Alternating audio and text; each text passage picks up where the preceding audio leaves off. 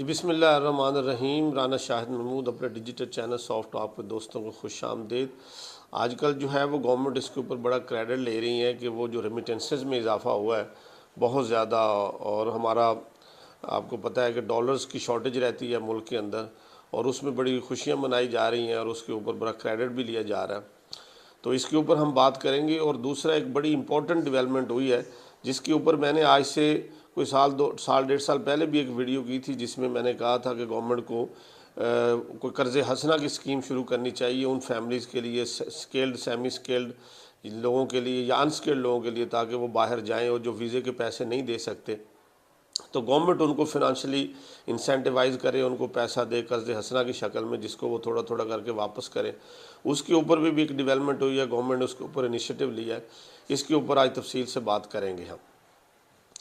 सबसे पहले तो जो कि अभी इस दिसंबर के अंदर पाकिस्तान में जो रिकॉर्ड रेमिटेंसेस आई हैं, जो ओवरसीज़ पाकिस्तानी हैं जो वहाँ से उन्होंने पैसा भेजा है, उसके ऊपर बड़ी गवर्नमेंट की तरफ से बड़ी प्रेस कॉन्फ्रेंसेस हुई हैं। प्राइम मिनिस्टर साहब ने भी उसके ऊपर बात की है कि बड़ा खुशाइंद है और यकीनी तौर के ऊपर बड़ा खुशाइंद है कि ओवरसीज़ पाकिस्तानी अपने पाकिस्तान में अपने प्यारों को जो पैसे भेजते हैं, इनडायरेक्टली उसका बेनिफिट जो है वो मुल्क को भी पहुंचता है, और हमारा जो फॉरेन अपना करंट डेफिसिट जो होता है वो हमारा जो है ना वो मीट होता है। लेकिन इसमें किसी का कोई क्रेडिट वाली बात बनती नहीं है कि कोई गवर्नमेंट ने कोई ऐसी कौन सी ऐसी पॉलिसी की है जिससे कोई रेमिटेंसेस बढ़ गई हैं, या कौन सा ऐसा वो रिफॉर्म लेके आया है जिससे रेमिटेंसेस बढ़ी, फिर तो वो उसका क्रेडिट लें। और इसके बिल्कुल पैरेलल एक सिविल नाफरमानी वाली एक हमारी जो पॉलिटिकल पार्टी है पीटीआई, उनको वो टारगेट कर रहे हैं कि वो उनका ये था कि वो हम सिविल नाफरमानी की कॉल उन्होंने अभी दी तो नहीं है, लेकिन वो उस पर बात हो रही थी कि देखें जी उसको उनकी इस कॉल को ओवरसीज़ जो पाकिस्तानी है उन्होंने उसको रिजेक्ट किया। मैं ये समझता हूँ ना तो उनकी कॉल का कोई इसके ऊपर कोई इम्पैक्ट है या उसका कोई लेना देना है, ना कोई हमारी जो गवर्नमेंट की साइड है या जो हुकूमत है उसको भी इसका कोई क्रेडिट नहीं है। फैक्चुअली जो एक्चुअली पोजीशन है वो इससे बिल्कुल डिफरेंट है, जिसको समझने की ज़रूरत है कि ये जो फॉरेन रेमिटेंसेस जो हमारी हैं वो यकदम जो इंक्रीज़ कर गई हैं, इसके पीछे जो एक्चुअल फैक्टर है जिसके ऊपर ऑनेस्टली और दयानतदारी से जो बात करनी चाहिए वो ये है कि पिछले 5-7 सालों से जो हमारा मुल्क के अंदर जो हमारी फिनंशियल पोजीशन रही है, इन्फ्लेशन रही है, महंगाई रही है और अनएम्प्लॉयमेंट बहुत ज़्यादा है। आप देखें कि लास्ट टाइम 2017 से बाद से किसी किस्म की कोई गवर्नमेंट रिक्रूटमेंट या एम्प्लॉयमेंट नहीं हुई, तो बेतहाशा बेरोज़गारी है। एक मेरे ख्याल 100 रुपीज़ से डॉलर जो है ना वो इंक्रीज़ करते करते आज 300 पौने 300 पे चला गया। तो ये तमाम फैक्टर वो थे जिनकी वजह से यहाँ से ब्रेन ड्रेन हुआ है। यहाँ से स्केल्ड, सेमी स्केल्ड, अनस्केल्ड लोग जो थे स्टूडेंट की शक्ल में, वो एक पिछले 5-7 साल से एक बहुत बड़ी लाखों की तादाद में लोग जो हैं वो पाकिस्तान छोड़ के बाहर जा चुके हैं। अब वो जितने लोग यहाँ से गए हैं, किसी ने अपना प्लाट सेल किया है, किसी ने अपनी लाइफ स्टॉक बेची है, किसी ने कोई घर बेचा है, किसी ने कोई कर्जा लिया है, तो किसी ने कोई दोस्तों से पैसे पकड़े हैं। तो मुख्तलिफ़ तरीक़ों से लोग जो है वो गल्फ़ में, स्पेशली आपको पता है जो हमारा स्किल्ड, सेमी स्किल्ड और जो सेमी एजुकेटेड कह लें या अनएजुकेटेड जो हमारे लोग हैं जो कि यूरोप नहीं जा सकते, उनको ईजी होता है कि वो गल्फ़ में Saudi Arabia, UAE, Qatar, Kuwait वगैरह जो ओमान, इस तरह के जो हमारे मुल्क हैं जो नज़दीकी हैं, तो वहाँ उनके लिए इजीली वीज़ा भी अवेलेबल हो जाता है। विज़िट वीज़ा भी के लिए भी उनकी पॉलिसीज़ हैं। सिर्फ ये यूएई में आजकल उसका एक डेफिनेटली एक मसला आया हुआ है कि वो हमारे वीज़े नहीं हो रहे।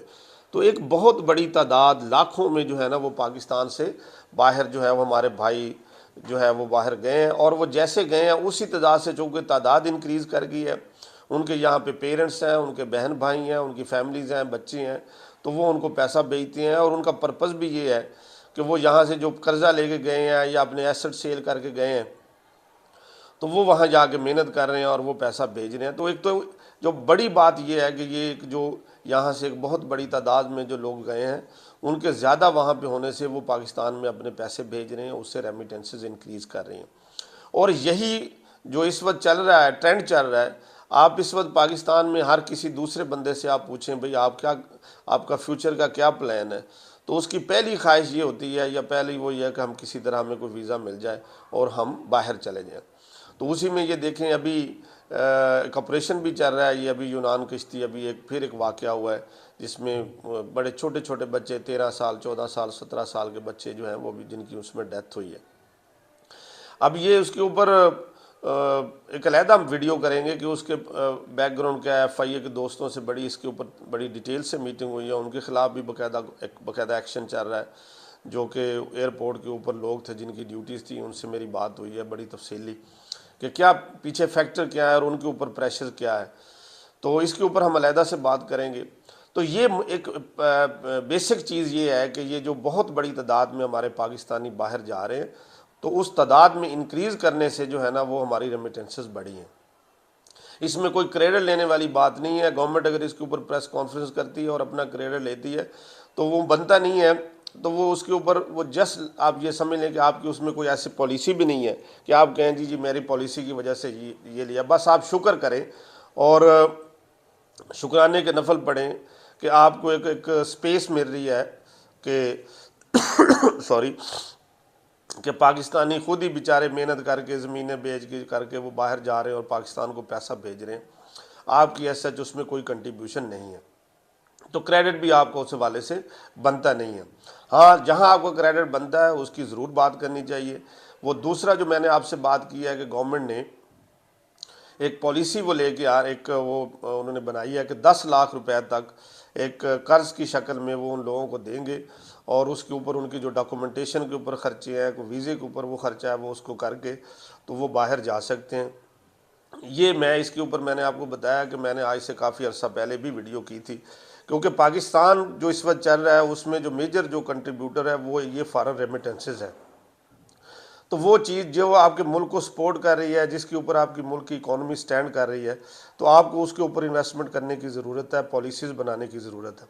देर आए दुरुस्त आए, मैं ये समझता हूँ। लेकिन इसमें सॉरी इसमें बहुत ज़रूरी बात यह है कि आप बजाय इसके उसको कर्ज़ा दें, उसे कर्ज़ हसना की शक्ल में करें कि उसके ऊपर कोई मार्कअप नहीं होना चाहिए और वो जाएँ वो मेहनत करें, उसमें से कुछ पैसा जो है ना वो रिटर्न बैक करें, बाकी अपनी फैमिली को पैसा भेजें। इससे बेहतरी ये आएगी कि हर इंडिविजुअल, हर फैमिली में से कोई पढ़ा लिखा नौजवान स्किल्ड सेमी स्किल्ड जो है ना वो बाहर जाएगा और पाकिस्तान को रेमिटेंसेस भी भेजेगा और अपनी फैमिली को सपोर्ट भी करेगा। इसमें जो ज़रूरी अमर है वो ये है कि गवर्नमेंट को ये चाहिए कि वो तमाम एजेंट या वो तमाम ओवरसीज़ एम्प्लॉयमेंट में जो लोग इन्वॉल्व हैं उसकी स्क्रूटनी करें और उनके ऊपर सख्ती करें, ताकि ये जो सादा लोग हैं ये एजेंटों के हाथों जो है ना वो बेचारे एक्सप्लॉयड ना हों, अपने पैसे जो है ना उनके ज़ाया ना हों। उसकी मॉनिटरिंग सख्त होनी चाहिए। FIA का रोल भी बढ़ाएं, लेकिन उस रोल को इस तरह बढ़ाएं कि वो फैसिलिटेशन के लिए हो, ना कि रुकावट के लिए हो। होता ये हमारे मुल्क में बदबख्ती ये है कि इदारे जो है वो बजाय इसके कि लोगों के लिए आसानियाँ पैदा करें, वो उनके लिए मसाइल खड़ा करते हैं। उस प्रोसेस को रोकने में उनका अमल ज़्यादा होता है, फैसिलिटेट करने में उनका काम होता है। तो उसमें एक फैसिलिटेशन का मेकनिज़म हो, ताकि वो लोग जिनको आप पैसे दें व बैंक के ज़रिए जिनको आप सपोर्ट करें, उनकी ये जिम्मेदारी भी गवर्नमेंट ले कि उनकी जिस एजेंट या जिस एजेंसी के ज़रिए हो रही है वो भी गवर्नमेंट उनको रेफ़र करे, ताकि उसमें किसी फ्रॉड का अंदेशा कम से कम हो। Thank you very much.